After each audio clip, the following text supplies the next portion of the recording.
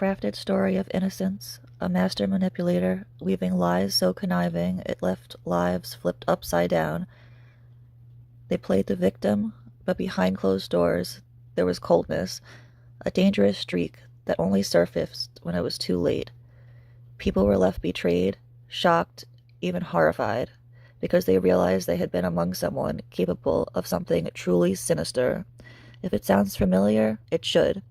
Most of you are probably thinking of Gypsy Rose right now, but this actually isn't about her.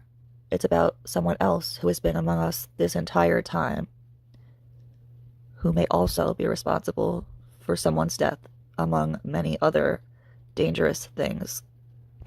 No, I think that you have more questions for me because I know that you have a lot of trolls and people coming into your ear. And, this is very disturbing that, you don't believe. I think here's what's disturbing. Somebody who makes false allegations to take attention away from real victims. And I've spent an entire career helping real victims. So everyone knows that the internet is a dangerous place, or at least you should know that. You hear stories about people being catfished, and you shouldn't trust anybody online, and you don't really know who you're talking to, and this is very much one of those cases. So I was friends with who the story is about. She went by the name Dear What the Heck in the Gypsy Rose community, and little did I know that she was already in my life before that. She knew me years ago from the anti-Katie Joy community, and she's responsible for a lot of sick and disturbing things. She has a history of calling people pedophiles and stalkers and predators, when in fact she is allegedly the pedophile, stalker, and predator. And we are going to get into all of that here. So how did I figure this out? Well, it's kind of a crazy story. So, like I said, I was friends with Dear What the Heck. She came on to Sir Morbid X's panel once last year. I thought she was nice. She wasn't really well received by most people. I felt kind of bad. I always give people a chance, so I was like, sure, like, of course I'll talk to this girl. And then we became friends, and then we had a group chat. It was me, her, and the creator Exposing on TikTok. So things were okay at first. I mean, she was always like very private, but like I understand that because it's the internet. But apparently she used to always tell Exposing that she couldn't show her face because people would know who she was. And now that all makes sense. So long story short, she started pretty much antagonizing and harassing the creator case studies. I really did not like what I was seeing. I didn't think it was okay to make the accusations that she was making about him without it being a fact. She kept accusing him of being the creator Jessi Mcgoo, who apparently is allegedly a pedophile or something. I don't even know who that person is. I've only heard about him because of this whole thing. And you can't just go around saying that about somebody just because you don't like them, because they allegedly called you a stalker months ago, which I also asked for the proof of that, and she did not provide it. So while I was friends with her, I made that known. I told her, like, I just want to go on record and say that I don't think that Case is Jessi Mcgoo. And she did not like that. She got very upset and said that I was on his side and kind of lost her shit a little bit, which apparently is her thing. And then I found out that she was saying a bunch of crap about me, so I told her not to message me anymore, and I blocked her. She did not like that. She made posts about me and made up lies, like weird shit. But that's honestly the least of this story. So me and Exposing were just talking one day. Exposing, we saw that she was going to her best friend's wedding, allegedly. And Exposing was like, well, she just went to her best friend's wedding a few months ago. Like, that's weird. Like, how's she going to her best friend's wedding again? So we looked at the pictures and we noticed a place card. Like, you know how they give you a place card when you go in and that's the table where you're going to sit. So ran it gave back. It was really blurry. So it gave back. And by the way, before people say that this is doxing, this person is very, very, very well known across the entire internet. And she is dangerous. So come for me if you want, but I don't feel bad about this at all. So anyway, gave back a couple of potential names. One of them led to her Facebook. So I, of course, was not going to, I'm not going to put out her Facebook or her full name, just her first name, even though it's easy to find since she's known all over the internet, like I said. So, like I said, found her Facebook, and I was like, wow, this girl looks really familiar. Like, this is so weird. Like, where do I know her from? And then, just thought nothing of it. Thought it was just one of those things. I was like, I can't possibly know her in my real life. Like, that doesn't make sense. And then suddenly it clicked. I was like, oh, she looks like that girl Jessi from the anti-KJ community. I was like, oh, that girl was crazy. And then like dot dot dot, I was like, oh my god, Jessi, because her name came up as Jessica, then last name. So I was like, oh my god, that has to be the same person. That can't be a coincidence. That's so crazy. And then from there, it was a rabbit hole that went deep and far and disturbing. So she has a history of, like I said, calling people predators, and she even accused somebody of raping her, and they winded up offing themselves years later. And I would assume that that very much contributed to it, because having that said about you and it not be true is not okay. Girls like this is the reason that girls do not come forward, because they're not believed because of liars like this. And I'm sorry, I know it's been exposed before, but clearly she has not learned. She's still online doing these devious, weird things, so it needs to be exposed again.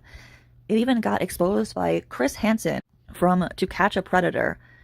Yes, that Chris Hansen. He had her on his YouTube channel. It was a whole production. I will absolutely link it down below. And yeah, so we're gonna get into it. So if you're watching this from the anti-Gypsy Rose community, you know her as Dear What the Heck, if you even know her at all. But from here on out, I am going to refer to her as Jessi, which is not doxing because she used it all the time in the anti-Katie Joy community. And right here is her on Chris Hansen's channel with her name there for herself, because she's put it out herself and used it online many, many times. So some of the aliases that I know her under from back in the Katie Joy days, and some more that I have found now, are JKJ Declassified, Red's Rampage, J Dark Bloom, Jessi's World, Exposing Everything 2, and Jessi Dark Bloom. And now I'm going to go over a list of victims, and this is not a short list. Of course, there's case studies. T-Spiracy, aka AZ, who I have known for a long time from the anti-KJ community. Nuggies, Cybersqueak, Guru, Joey, who is a man who she tried to extort for $50,000 over internet sexual things. Wes, Queen of Spades, Addie, Apple Charlotte, Kim, who is also from the anti-KJ community, Trisha Paytas, Colleen Ballinger. Yes, I know, those are big names. And it seems like she now has her sights set on Hello Starlight. And of course, Corey Lush, who is the man who took his life over the allegations that Jessi made against him. This is far from a short list. And I'm sure that there are many, many more. And just to give you an idea of the kind of person Jessi is, there is no lie too big or too small that she will not tell. Here she is saying that she is in a house with 4 other collaborators, and I guess they're in a competition to get the #1 spot. And she also has $1 million, and she has people make her videos for her and gets 100K a day about. But then she also posted her own YouTube channel under that as an example, and this is how many followers she has. So that's very clearly not true. Another very weird and unnecessary lie that she told us was that she had a brother, when she does not have a brother. In fact, she has a sister, and she still lives at home with her parents, which there's absolutely nothing wrong with that, but she told us otherwise. Why, I don't know, but maybe it's an insecurity, I'm not sure. I just don't see the point in lying. but I think it's something that she does quite often about a lot of things. Okay, so now that you have the baseline for who Jessi is, let's get into the harder stuff.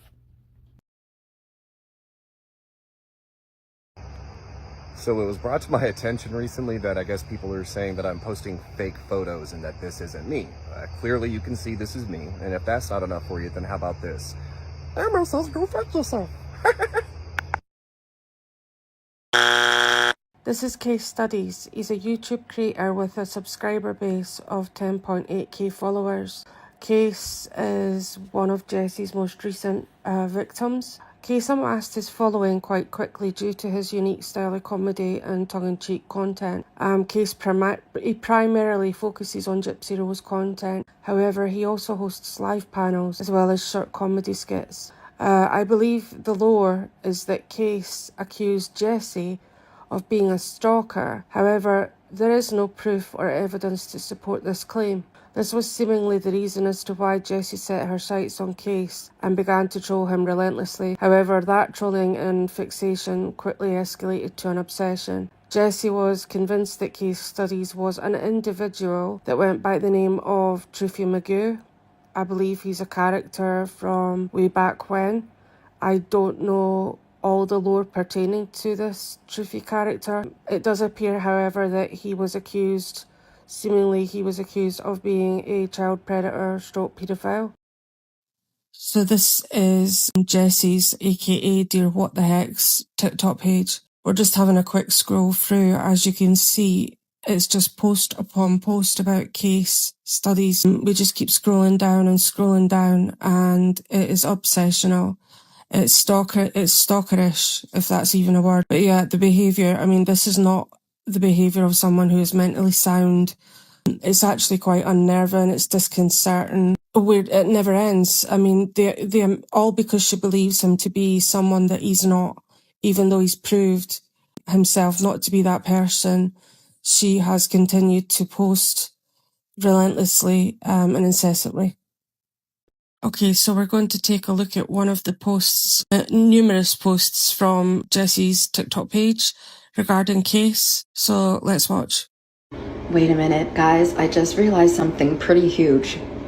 Why is Case exposing himself, what he looks like on community posts and all of that, saying his first and last name if he has a stalker? You see, he should be hiding as soon as... I just want to briefly interject, and I want you to listen to the accents that she uses. You'll find that they do morph and change over time.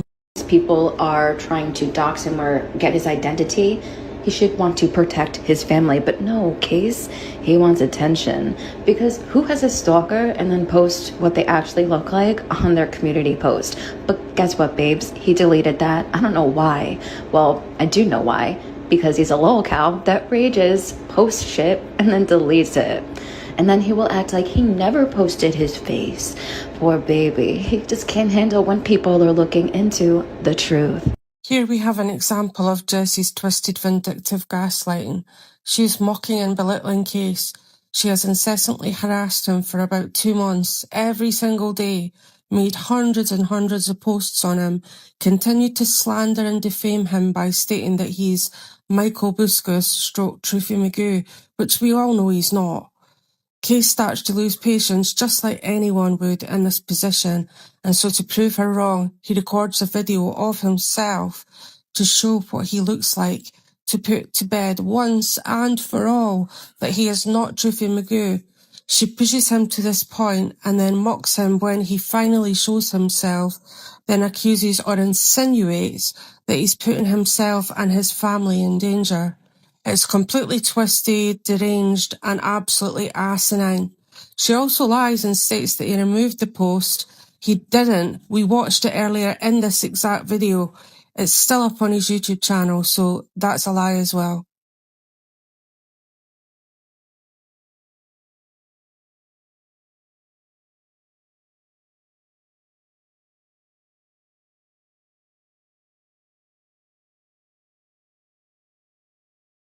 This is where things start to take a more darker, sinister sort of like turn. Jessi is now going after Case's son and wife and involving his family. as an intimidation tactic. Here are some more examples of how childish, deranged and delusional Jessi is. You'll notice that I've had to blank out the names of Casey's wife and himself, as Jessi has now doxed both of them umpteen times. This is a very dangerous, hateful and sociopathic individual. Jessi is not content with berating and intimidating Case. She now turns her attention to his wife and his son.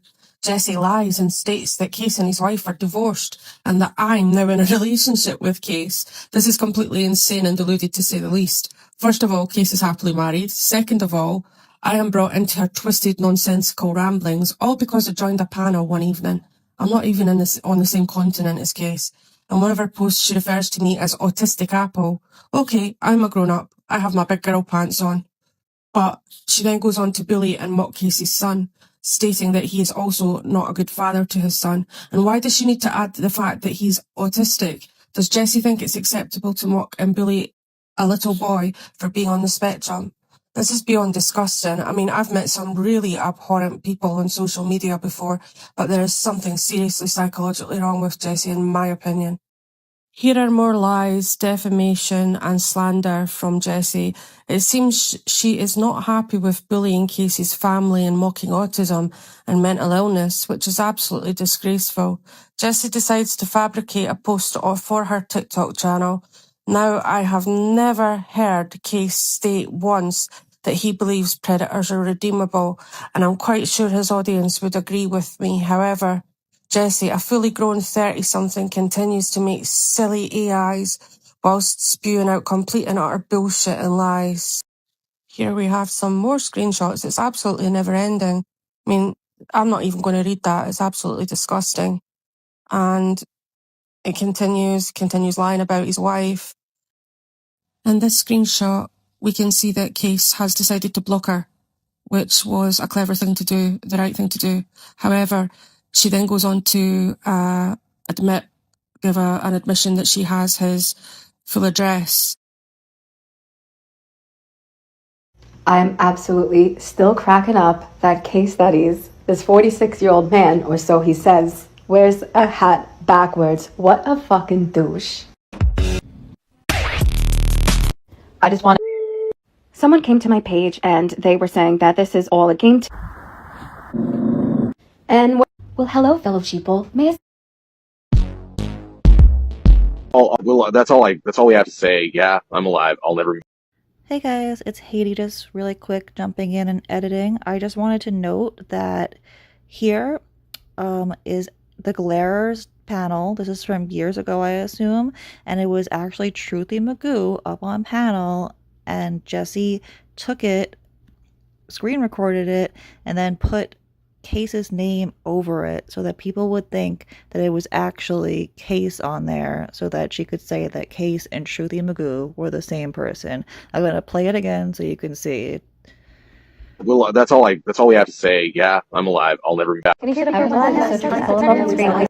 Now this is where Case messed up. I guess, he's watching my content and then he posts this. He clearly knows that I live in New York, I have a New York accent. Anyway, the thing is, in New York State, it's called orders of protection. It's not called a restraining order. Now, it depends on which state you live in. However, it's only called a restraining order if a criminal activity has happened. But again, I'm not a lawyer. He's not a lawyer. He doesn't know what he's talking about. I think it's been a couple days since I talked about the blue ribbon that Case mentioned.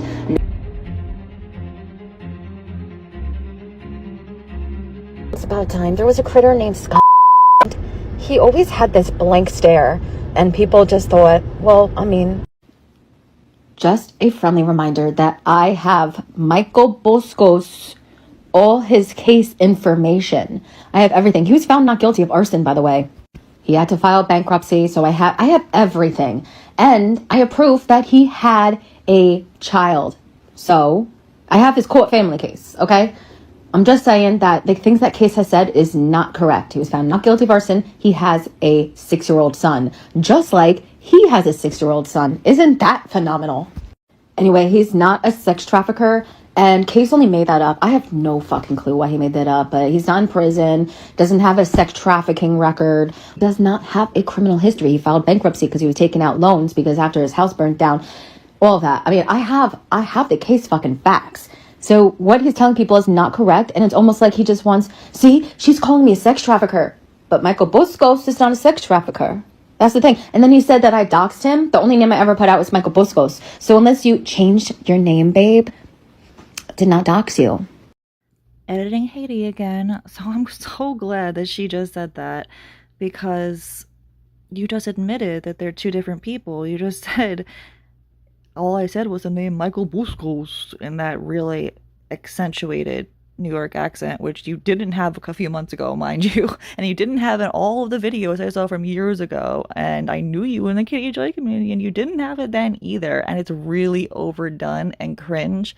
I'm from New York too, and girl, stop. You sound like you auditioning for a Sopranos or something. Like, what is going on? Anyway, so you just basically admitted that you know that he's not Truthy Mcgoo, so thank you for that, but you did dox him several times in here. Apple had to spend forever going through it to make sure that she got all the names out, so you did. But thanks for admitting that you know they're two different people. That was awesome.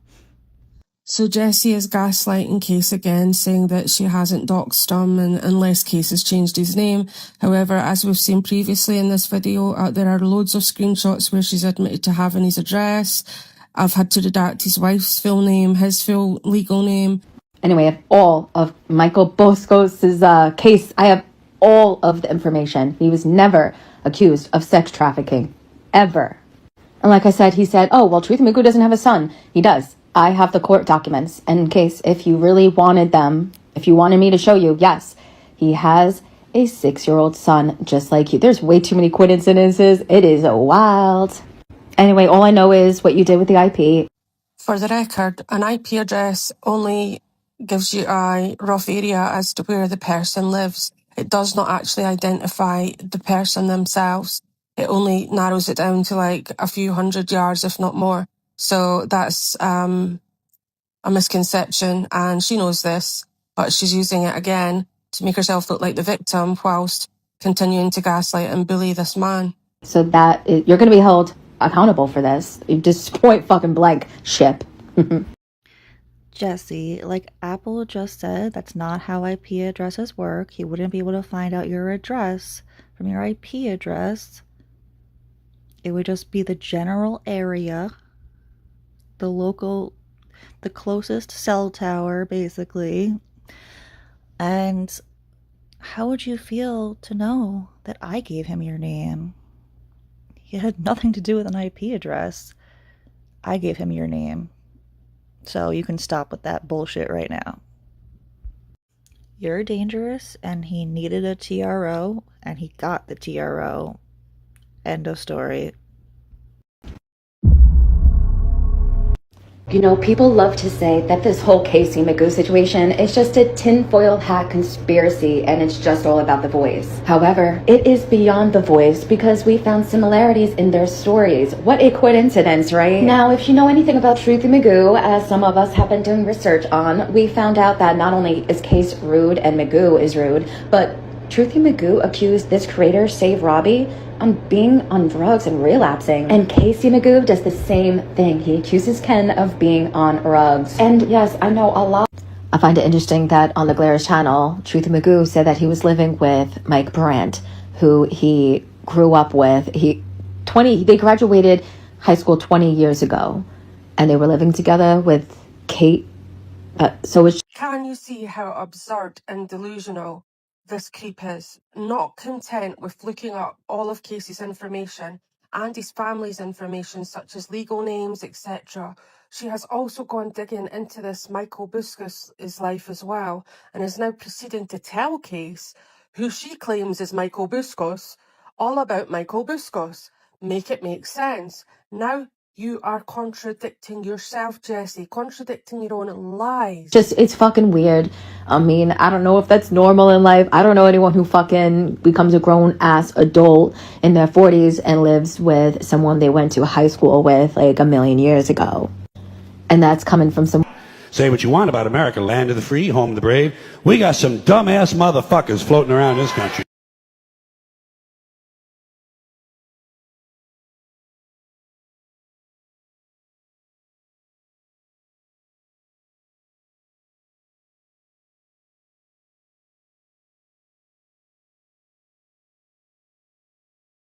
The posts are never ending. It's ridiculous.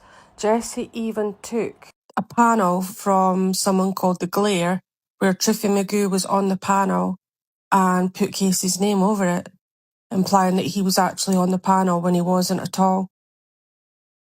Thank you for watching. Believe it or not, this is just the tip of the iceberg. This is one rabbit hole that goes Mariana Trench deep. So I hope that you will follow us in our journey of exposing this individual, as they are very, very dangerous. And once again, thank you. Talk to you soon. Bye for now.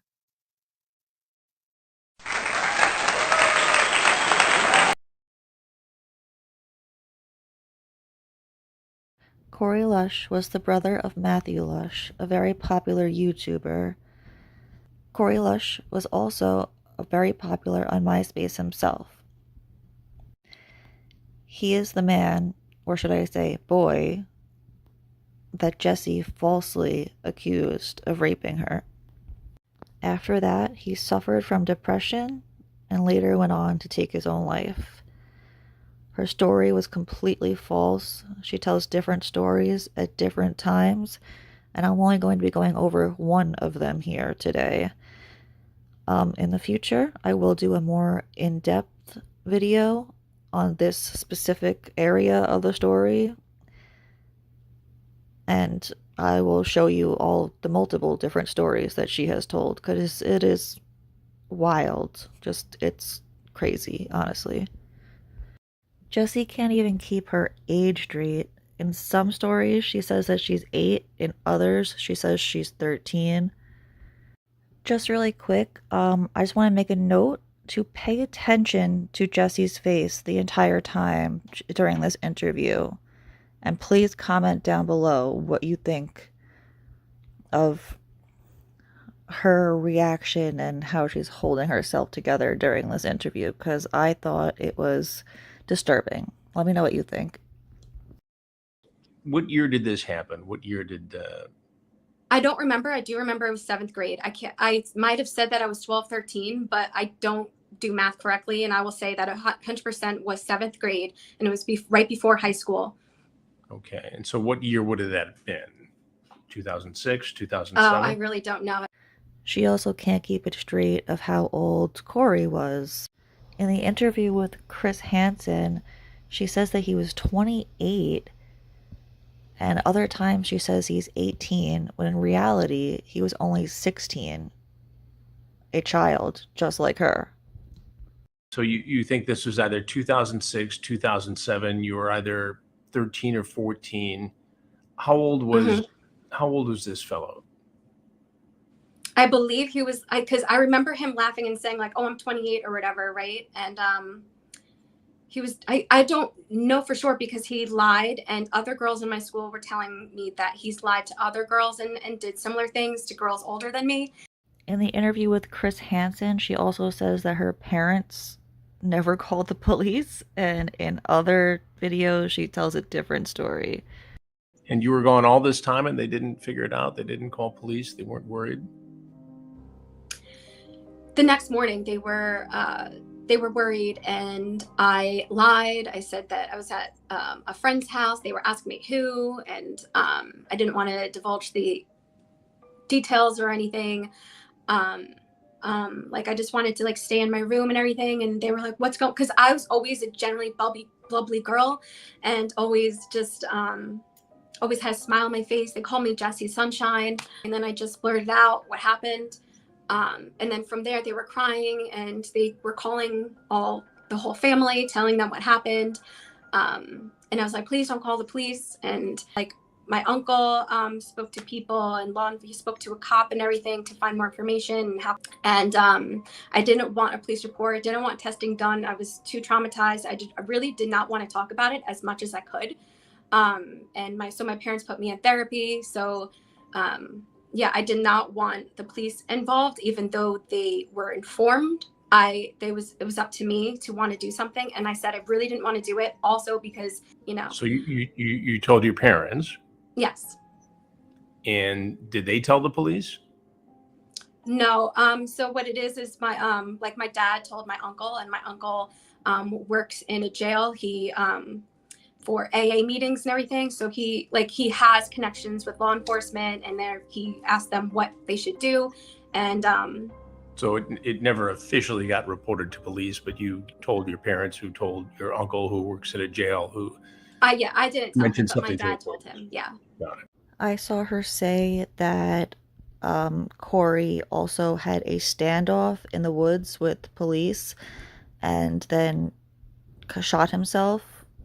And now in this interview with Chris Hansen, she's telling a different story because apparently she learned that that was not true and that he committed suicide and passed away later on. So from what I heard is that he was struggling with depression, and I thought he killed himself. I heard rumors of standoff and all these crazy things. From there I didn't want to talk about him. When you say standoff, what do you mean? What happened? Like what I was told is that he confessed to assaulting multiple women, and then he shot himself in Shirley's woods. There's like a specific location that people, like, we grow up with, you and know where it is, but that's what people were telling me. I don't know. Rumors always flew around in my school about crazy things. So you don't know if this is true or not. Well, now I know it's not true because of what people have sent me showing proof that he actually killed himself in, I believe, 2018 or something, which is wild because I was never told that at that time. I thought he was a dead person my whole existence in my 20s. Right. But the story you've told in the past is that he was cornered by police for this incident and others, and that he confessed to this incident and others and then killed himself in front of police in the woods. But that's not what happened, right? He right. And I want that clarified because he said did that on kill my himself, channel, but and that not was till incorrect. 2018. Yes. Right. Why did you tell the other story earlier?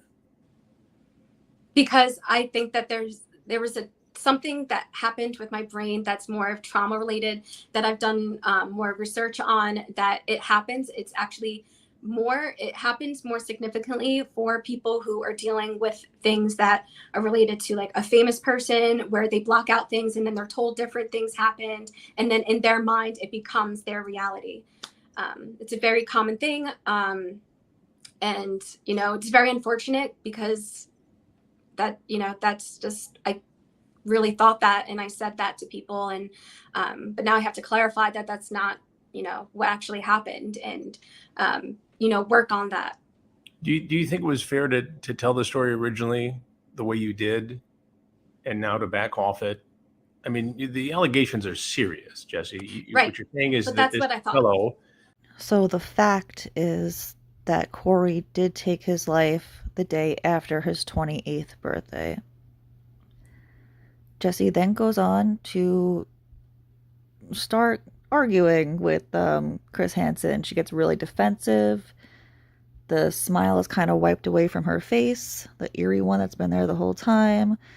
And he gets rid of her. Now dead from suicide, sexually assaulted you, and there's no evidence. And again, I take this very seriously because sexual assault is a very serious allegation. I spend a lot of my time professionally going after predators who try to do this. It's a large commitment ethically and journalistically on my part.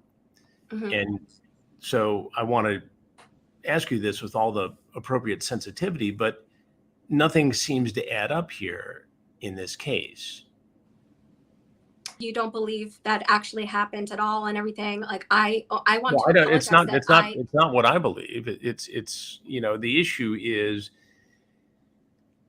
if somebody is lying about being a victim or survivor to get attention for whatever reason, that wouldn't make any sense. Why would someone do that? It takes away, well, because they want attention, but it takes away. Why would real that Chris, attention. no, Let me no finish. one, Let me no finish. woman wants attention from a sexual assault or lying about a sexual assault. No woman. That is horrific. That's the worst thing that a human being could go through. And for you to say that didn't happen to me and I'm just making it up I'm just is very, saying very that disturbing. there's a lack of evidence there. And when you take a look at it in the big picture, Jessi, when you look at allegations that you've sent unsolicited nude photos of yourself to people, that you have made false claims people against that were other in my people. NSFW Discord.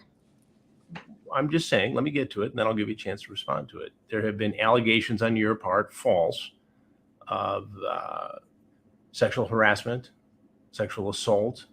You falsely accused content creators of being predators and pedophiles. All it would seem to enhance your presence on social media. And how do you answer those allegations, those claims? I haven't accused anyone of anything that isn't true. But you offer no, when you make these allegations, which are horrific for all the reasons we know, you don't offer any proof. You say these things, and then I can't show proof of what happened to me. Well, then, I'm not talking about you in this particular incident. I'm talking about the allegations that you have made against other people about being pedophiles and predators and committing crimes like sexual harassment and sexual assault. When it appears that you, by sending unsolicited nudes, would be the one carrying out some sort of harassment here, including a nude that was sent to a minor. Another thing is that Jessi has a long history of sending things unsolicited, and yes, one time apparently it was a minor. I also have videos of her telling different stories of that. One time she tells Chris Hansen that he lied and said he was 18. In another video I have her saying that he lied and said that he was a child.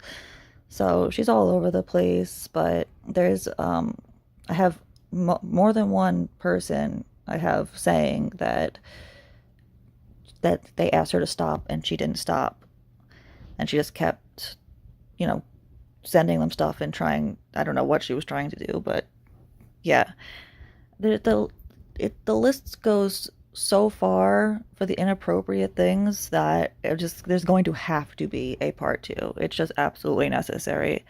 Anyway, here is her continuing to argue with Chris Hansen. Jessi, some of the story doesn't make sense. Okay, well, and this would let me finish. And this would be a good time for you to come clean on this. These are very serious allegations. Yeah, and I'm happy to take a polygraph test. This is something that she says a lot. I saw in more than one video her try and get people to get her a polygraph test, which she never has any intention of actually taking. You've made them against somebody who's dead. You've sent unsolicited nudes to people. You've made false allegations. And according to at least one member of the TCAP community, you tried to extort money with a false threat. Isn't it time to stop this? Isn't it time to stop trying to steal attention from real victims? No, because this actually fucking happened to me. So, that's why everyone in my life knows about this. I'm sure you won't be surprised to hear that is a lie. People in her life do not know about it, not even her parents, because it's not true. And I have proof that her parents do not know, which I will 100% put in the next video. There's a bunch of calls, and in one of them, apparently she tries to get her dad to verify her story, and he has no idea what she's talking about. And they think that you're a disgusting human being, especially what you did with Onision and everything. You can't handle the truth. You can't dig into facts. You're a horrible journalist. You know for a fact that you're not digging into anything. This is your chance to tell the truth. Yes, and I'll take a polygraph test about everything because I know my truth, and I know that I was raped when I was that young, and I knew that I wanted to hide it most of my life, and I didn't talk about it, and I would never make up something like that, especially since that person is scarred into my freaking memory for the rest of my life, and someone touches me a certain way, I think of his freaking face in my freaking head. So. All right. There's nothing else you want to do to clarify any of the allegations that you've made? or anything like that? I want to say that, you know, I do apologize that it made, we're uncomfortable. You know, I think that it's almost like a crazy ex-girlfriend thing where you start with me and then I can't handle when you want to stop. And that's not appropriate. And why would you, in that interview just a moment ago, in this interview, make a false allegation against me? Why Wait, would you do that? what was false? The Onision. That you Why would you don't believe say me? something that is just so ridiculous? It's embarrassing. Not to me. What are you talking about? I'm talking about what you just tried to do to turn the tables here and make an allegation against Oh, the no. It's false. No, everyone is on my side in my real life because they know exactly what happened to me. I think we're done. We're done here. If you want to apologize to anybody else, now's the time to do it. I want to apologize to Joey, even though I did privately, but I do want to apologize to him. Joey TCAT. Yeah, because Wes and I were kind of doing like this show kind of thing, and that was not appropriate. I shouldn't be saying things. It was a leaked conversation, so I thought it was private. And I was saying, oh, how would you feel since you're saying that I'm related to the Gilgo Beach murderer? How would you feel if I called you a rapist? And that wasn't right. And I feel horrible, embarrassed. I spoke to him about it. I've apologized. I keep apologizing for it. Definitely not appropriate. And did you ask him for $50,000? Yes, Wes told me to. Because he said that he's rich. Yeah, he said that he's rich, and he's like, oh, he's at his lawyer's office right now, so he's rich. He's signing a deal right now, so you should probably ask him for more money. That is absolutely not true. Why do you try to? No, it is true. It is true, Chris Hansen, and I would love a polygraph test. If you're not gonna, you could write another false check and get me a lie detector test. All right, why don't you go take a polygraph and let us know how that works out? Oh, Anything no, I else you need want the to money say? for it. Jessi, anything else you want to say? No, I think that you have more questions for me because I know that you have a lot of trolls and people coming into your ear. And, you know, this is very disturbing that, you know, you don't believe. I think here's what's disturbing. Somebody who makes false allegations to take attention away from real victims. And I've spent an entire career helping real victims. So I'm not going to give you a platform to do that. So Jessi, thanks for being on the show. I appreciate it. One more chance to apologize to anybody else. You're not going because I was fucking raped. Why would I fucking make that up? You're listening to AZ and Theo. That's not right. You have to be an actual journalist and dig into actual information and be ethical. All right. Well, thanks for being here. I appreciate it very much. We'll be in touch. No, I'm not done. Oh, you'll be done when we're done. Yeah, so that was that. I know that was quite interesting, and that isn't even close to all of it. This is just the tip of the iceberg. There is so much. There has to be a part 2 because there's so much I have not talked about. Like, I haven't even gotten to her trying to extort the guy for $50K, and there's just so much more. I didn't really get in depth about the minor. There's just so much, honestly. And I would love to do a full video on the Chris Hansen interview, like more in depth. So let me know in the comments if you would like to see that. Let me know what you think about this, guys. This was crazy because she was among us this whole time, like hiding in plain sight, basically. And I was her friend, and that kind of freaks me out.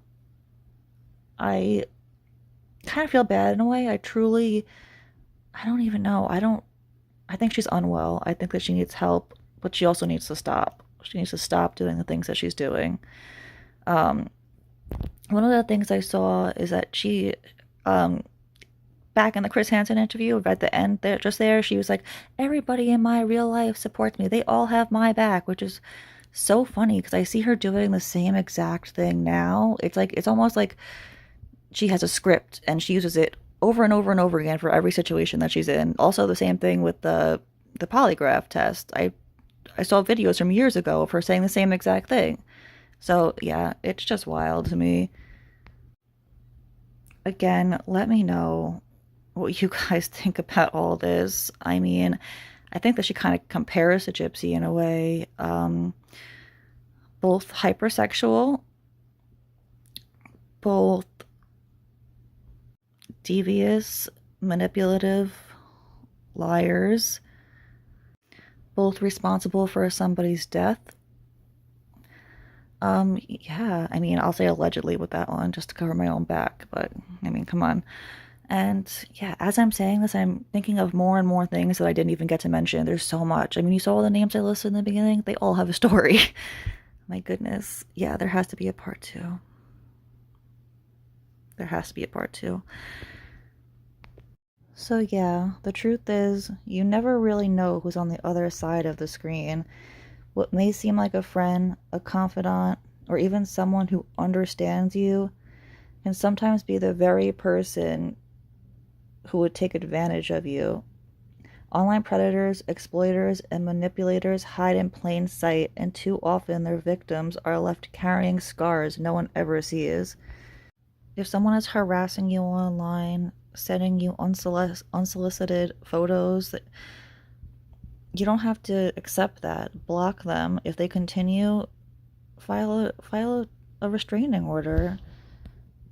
You're in your rights to do that. It is harassment at the end of the day, even if it's on the internet.